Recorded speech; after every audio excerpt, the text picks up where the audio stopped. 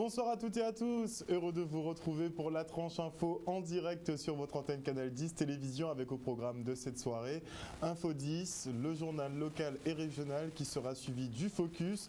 Et ce soir on parlera agriculture durable avec David Julius qui participe à un appel à projet de la Fabrique Aviva qui récompense les meilleures idées entrepreneuriales en termes de développement durable. Il faut aussi que ces idées soient innovantes. Il nous parlera donc de son projet Molokoï où il veut faire de l'agriculture durable, entre guillemets, n'est-ce pas, le mot à la mode. On en parlera après la coupure pub de 19h, mais pour l'instant, place à l'actu.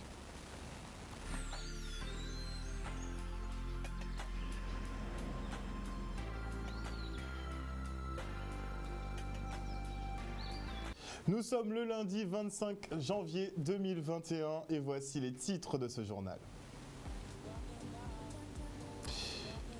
Les étudiants de l'Université Antilles-Guyane étaient invités à participer à une conférence sur la vaccination contre le Covid-19. Un retour sur l'histoire des vaccins et des coronavirus pour convaincre de l'efficacité du traitement.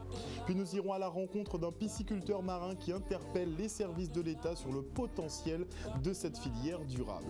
Et enfin, nous apprendrons à confectionner des instruments de musique style chacha ou contrebasse avec le groupe Akio.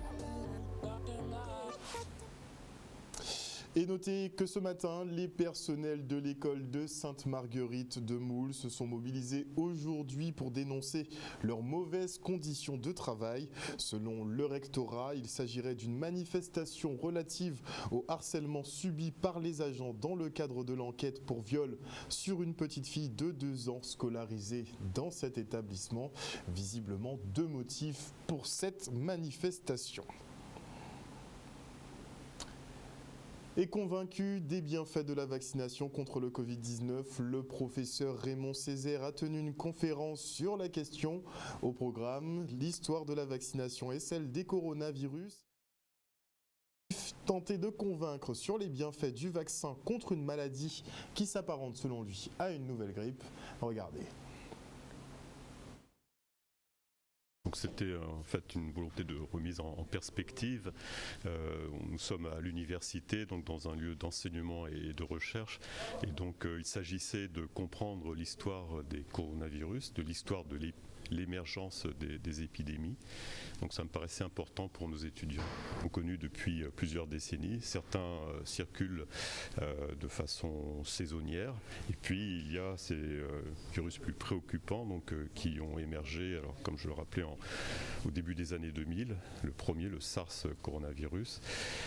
Et puis ensuite en 2012 de façon très limitée au Moyen-Orient. Et enfin de façon pandémique le SARS coronavirus de type 2 avec le vaccin qui est un outil qu'il faudra utiliser à bon escient. Et moi je suis de ceux qui pensent qu'il faut que nous avancions dans la vaccination. C'est un outil de protection. Moi je suis vacciné, donc c'était aussi pour me protéger moi-même, et de faire le point sur l'état des connaissances, ce qu'on sait, ce qu'on ne sait pas encore, voilà, et d'expliquer en quoi il est important de vacciner, de proposer la vaccination, qu'elle soit accessible aux personnes les plus âgées, aux personnes qui souffrent de comorbidité, de discuter aussi de la problématique des variants, de la possibilité de réadaptation de ces vaccins, un peu comme ça se passe pour la grippe de façon saisonnière. C'est peut-être vers cela que nous allons. Et la ville de Capesterre-Belle-Eau a inauguré ce week-end son nouveau village artisanal, un nouvel équipement en faveur du développement économique et de la cohésion sociale. 9 artisans du territoire sont ainsi mis en lumière et bénéficient d'emplacements de rêve en plein cœur de ville. Le reportage. Bienvenue ce matin donc, au village artisanal de Capesterre-Belle-Eau qui ouvre aujourd'hui l'occasion de mettre en avant 9 artisans et commerçants de la ville de Capesterre-Belle-Eau. Donc tant sur le plan de l'artisanat, donc du côté rue, de la restauration avec ceux qui ont une vue du côté mer, parce qu'il nous tenait à cœur de pouvoir offrir aux Capestériens cet espace de détente, cet espace pour pouvoir se retrouver en famille, mais aussi de doter le centre-ville de Capesterre-Belle-Eau d'une zone économique supplémentaire, car nous devons faire de Capesterre une zone forte, dynamique et qui bouge. Faire baisser le chômage à Capesterre grâce à ces nombreux acteurs économiques. Donc c'est là l'un des soutiens qui a été présenté ce matin par le président de région. On a aussi parlé de la formation, on aura aussi parlé des grands travaux qui ont été lancés et qui vont être lancés à Capesterre pour magnifier donc, le soutien de la collectivité. Et nous avons aussi profité de l'occasion pour signer une convention avec le comité de tourisme des îles de Guadeloupe pour pouvoir valoriser nos sites touristiques, donner plus de visibilité à nos acteurs économiques en les référençant sur des logiciels de manière à ce que dès qu'un touriste fait le choix d'acheter la destination Guadeloupe, qu'il sache qu'à Capesterre, où il peut dormir, où il peut se restaurer, quels sont les sites qui doivent être visités. Voilà. Alors, dès la semaine prochaine, nous allons travailler sur la phase 2. La phase 2, c'est qui part du village jusqu'à Cayenne, où il va y avoir un parcours paysagiste et où les gens, la population pourra se promener. Il n'y aura pas de véhicule, ce sera du gazon. On pourra amener les enfants et il y aura aussi des parcours de sport. Des images signées Vianney Valverde. Et la pollution des sols au chlordécone a considérablement impacté l'activité pêche, mais aussi signé l'arrêt de mort des 3/4 des fermes agricoles en eau douce. Et malgré cette catastrophe environnementale, quelques structures ont survécu ou se sont orientées vers des élevages de poissons, mais en milieu marin. Des exploitations qui peinent à se maintenir à flot et se développer. En attente du plan de relance et des fonds européens, ils interpellent le préfet sur le potentiel de cette filière durable qui permet de tendre vers l'autonomie alimentaire. Le reportage.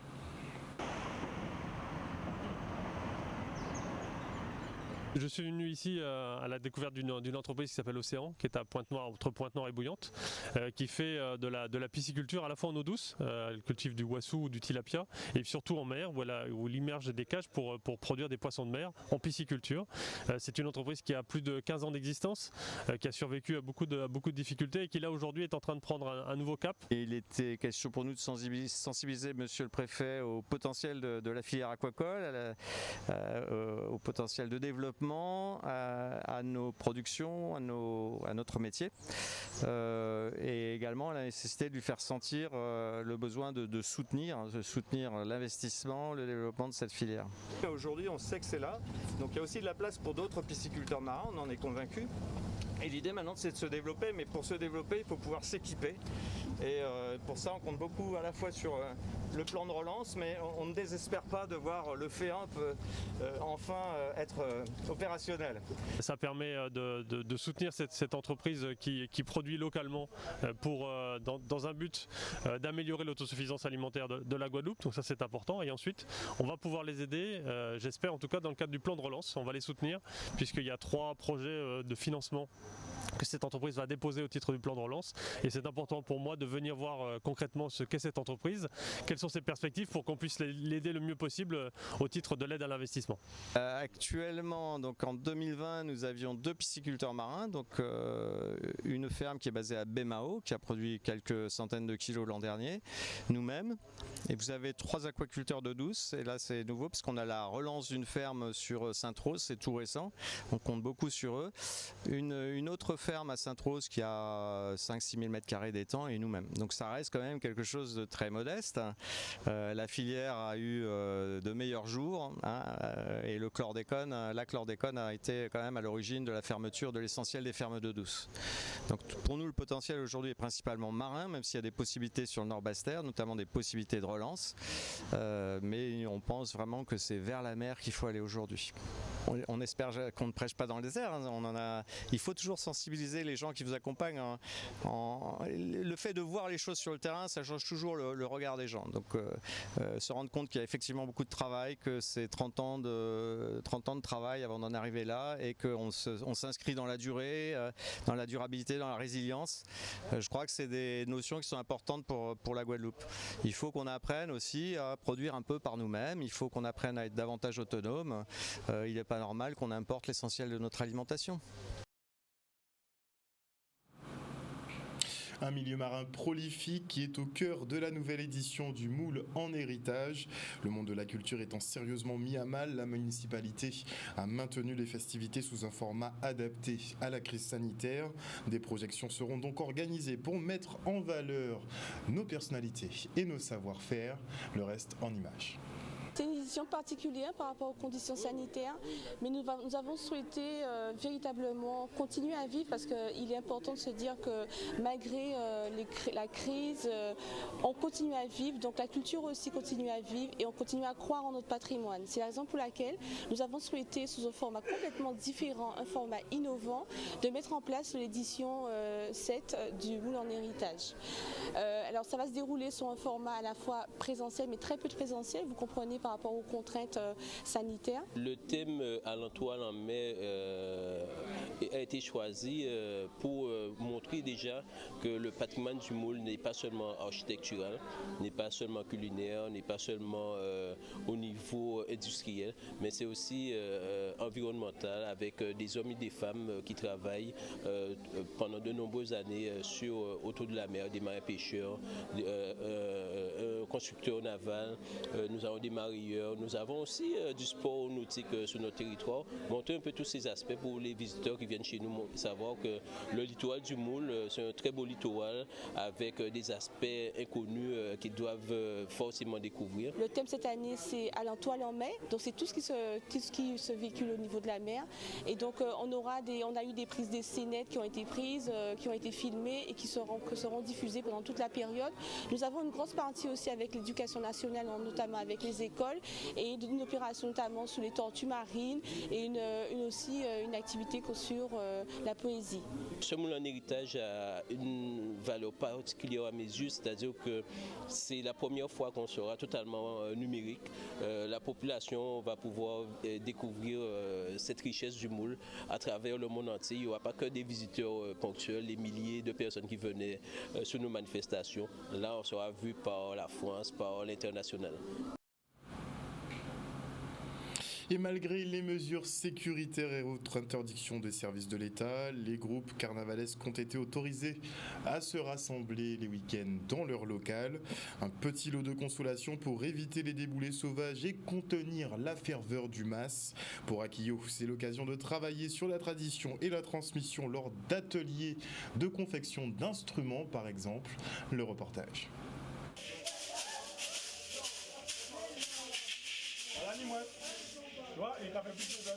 Crise sanitaire qui a fait que nous ne pouvons pas faire masse. Donc malgré ça, tous les dimanches, nous avons ouvert local en nous, que nous avons fait fonctionner. Donc je dis là, nous avons une initiation à 3 instruments à mouvement là, donc chacha, basse et contrebasse. Par rapport à ça, nous avons 3 intervenants différents. Il y en a qui parlent des chacha, il y en a qui parlent des contrebasses et il y en a qui parlent des basses.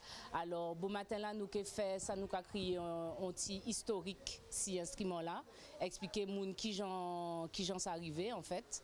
Après ça, nous avons fait une initiation, montrer moun qui j'en ou qu'a préparé en chacha, qui j'en qu'a préparé en contrebasse, qui j'en qu'a préparé en basse. Et après-midi là, après beau cantage à beau matin là, nous avons mangé, puisque la cuisine Jean Monève qui a préparé manger pour un midi là. Et après-midi là, nous avons fait une initiation pour jouer ces instruments-là que nous montrons là. Je dois bien comprendre que c'est comme ça la situation là, donc il faut nous accepter parce que bon, nous parlons non plus pour mettre le pays là, surtout la population en danger pour c'est mon dit pour une masse qui pas même longue. Donc, mais c'est quand même important de savoir que de faire débuter pour nous savent que nous en période de masse. Parce que c'est une période qu'on peut pas, qui est important. Il est important au niveau mental, il est important au niveau physique, il est important à tous les niveaux. Donc, nous ne pouvons pas passer en ligne. Vous, en fait, vous débutez que pour continuer ton gain là, tous les ça nous a expliqué, c'est vraiment d'abord qui ont ou qui font chacha. Depuis qu'il y a un fouille là, parce que c'est un calebassier, qu'on va pardon, un calebassier, qui ont qu'à nettoyer, qui ont qu'à sécher, qui ont qu'à construire après. Donc ça nous a montré ces mondes là ça, différentes phases à construction à chacha. Après ça nous a montré les différents styles de chacha, puisque ni chacha qui ni toloman, ni chacha qui ni bille, ni chacha qui ni l'idée. Là nous avons fini partie là ça. Après midi là nous avons passé une initiation à qui pour jouer. Parce que nous avons des gens qui sont chacha, mais ni une manière pour jouer ça. Donc nous allons montrer aux gens qui jouent, qui ça qu'à jouer, qui jouent on peut faire pour Tchambé en long moment qu'à jouer chacha. Et puis après ça, ben, nous fait on combo avec tout ça, toutes ces initiations là que nous faisons pour nous faire un petit soin masse. On parle sport maintenant, puisque après un an de suspension, les compétitions sportives peuvent enfin reprendre. Le milieu de la voile traditionnelle était d'ailleurs aux anges ce week-end avec le retour du challenge à pied que l'on débriefe tout de suite. C'est sûr que ça fait plaisir, on avait été arrêté l'année dernière sur une victoire à Sainte-Anne, puis ça avait été confinement, on reprend ici à la maison sur une victoire encore, ça montre qu'on est toujours concerné, on est content parce que sportivement ça s'est super bien passé, mais je pense que la vraie victoire aujourd'hui c'est qu'on ait réussi à naviguer, en plus le cadeau du ciel il fait super beau, on a des conditions exceptionnelles. La course est lancée et comme d'habitude on voit que c'est toujours les mêmes qui sont, alors Hugo a fait un super coup, il part premier sur son bateau, donc Hugo Tellier sur l'Europe c'est nous aussi, suivi de Sopimat Orange. Alors petite anecdote, c'est pas Claude qui barre ce matin sur Orange Sopimat, c'est son neveu Ivan Tellier. Super content parce qu'on a pris un bon départ, on a su rattraper, rester solide. Hugo il est très rapide donc c'est pas un problème et on est content d'avoir fait deuxième aujourd'hui, ça nous fait plaisir. Il y avait une pression sportive, mais encore une fois le sportif on l'a mis un peu de côté parce qu'il y a tellement de choses qui se sont passées, ça a été long à organiser, à mettre en place. On a essayé au mois d'octobre, de novembre, de décembre, à chaque fois on pouvait pas. Et là enfin on est sur l'eau et franchement c'est un gros bravo à tout le monde, tous les équipages, tout le monde a joué le jeu des gestes barrières, d'être carré, d'anticiper toutes les démarches qu'il y avait à faire. Et ça c'est une grosse réussite, donc bravo à toute la flotte. C'est clair qu'on a commencé avec l'équipage à s'entraîner énormément, c'est un nouvel équipage. Et si on revient au constructeur, c'est un constructeur Saint-Ouen, on a un bateau Saint-Ouen, tous les jeunes qui sont à bord c'est des jeunes Saint-Ouen, donc on est content de ça qu'aujourd'hui on arrive à ramener ça, à réussir à faire des bonnes places, on s'entraîne avec la VTSR, Saint-Rose, DE, etc. Ils nous donnent beaucoup de conseils pour progresser assez vite et aujourd'hui on est super content qu'on puisse faire une bonne place et bien représenter les Saintes là où elles devaient être. Et l'haltérophilie a également repris ce week-end avec une compétition dédiée aux mineurs. Et parmi les espoirs de la discipline, on compte Evie Nuiro qui a battu le record de France des moins de 17 avec 105 kg à l'arraché et 122 à l'épaulé. Deux exploits qui ne sont pas homologués puisque les conditions n'étaient malheureusement pas réunies. Ils seront pour la prochaine fois. Le reportage. Première compétition depuis un an, nous sommes très heureux. Très touché par ce geste-là, puisque nous avons, comme vous avez pu constater, nous avons beaucoup d'athlètes et beaucoup de jeunes athlètes. Mais effectivement, la compétition était réservée aux mineurs. C'est l'objectif de cette année parce que je pense essayer justement de faire les championnats de France parce que je les ai ratés l'année dernière à cause du Covid. Et en espérant aussi rentrer en équipe de France, U17, U15 et faire le championnat d'Europe avec l'équipe de France.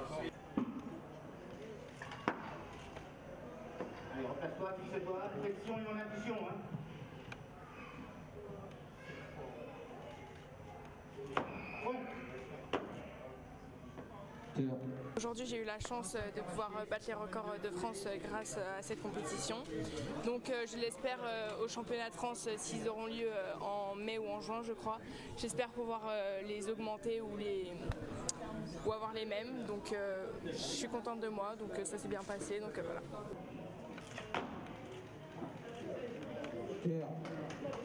Aujourd'hui, pour cette compète, j'ai battu le record de France et le record de la Guadeloupe également.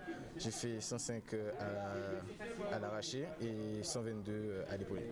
Et c'est des records de France battus, mais malheureusement, ces records vont pas être homologués puisque pour homologuer un record de France, il faut qu'il y avait 3 juges nationaux et il faut que la demande a été faite en amont à la fédération. Et avant d'essayer de battre le record, il fallait les contrôles antidopage et tout ça. Mais enfin, vous avez vu que nos athlètes sont des belles performances. Et nous pensons à l'avenir, pourquoi pas, organiser le championnat de la Guadeloupe de musculation et surtout de l'haltérophilie.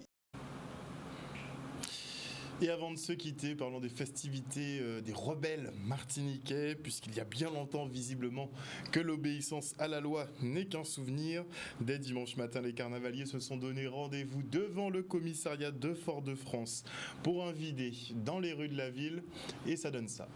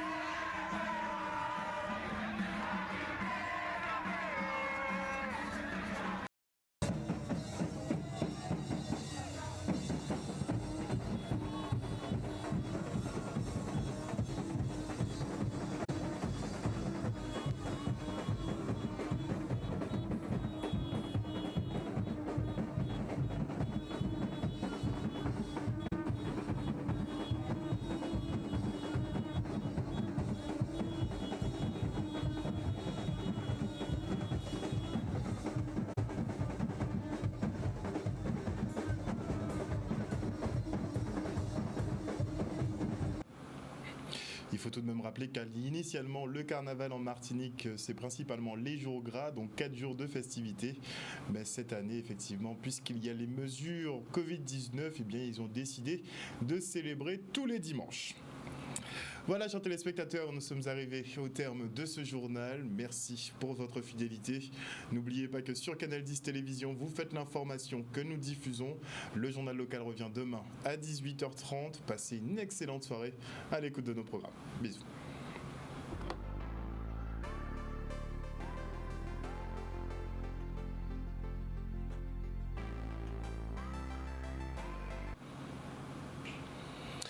À venir dans la tranche info sur Canal 10 Télévision, le Focus, une heure de débrief sur l'actualité locale, et on consacrera notre focus à David Julius qui a eu l'idée de créer le projet Molokoï. Ça parle d'agriculture durable, oui, la vraie agriculture durable, hein.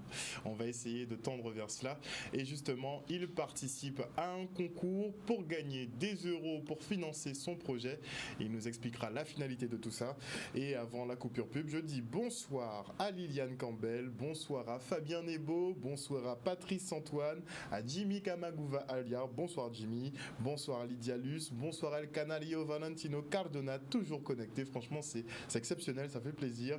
Bonsoir à Marie-Hélène Borès, à Teddy Bamberg, à Suzanne Galahor, bonsoir à Georges Messager, qui j'en nous Georges, bonsoir à Dominique Landry, bonsoir à Lydie Ratier, bonsoir à Georges Toussaint, à René Diaz, à Edith Kedi Lefi, à Ariel Vivi, bonsoir à qui d'autre, à Dany Desil Coco, bonsoir à Mieli Pops, bonsoir à Patrice Antoine, à Dimitri Gobardan, ça fait un moment que j'avais pas vu Monsieur Gobardan, bonsoir à Damien Salibur.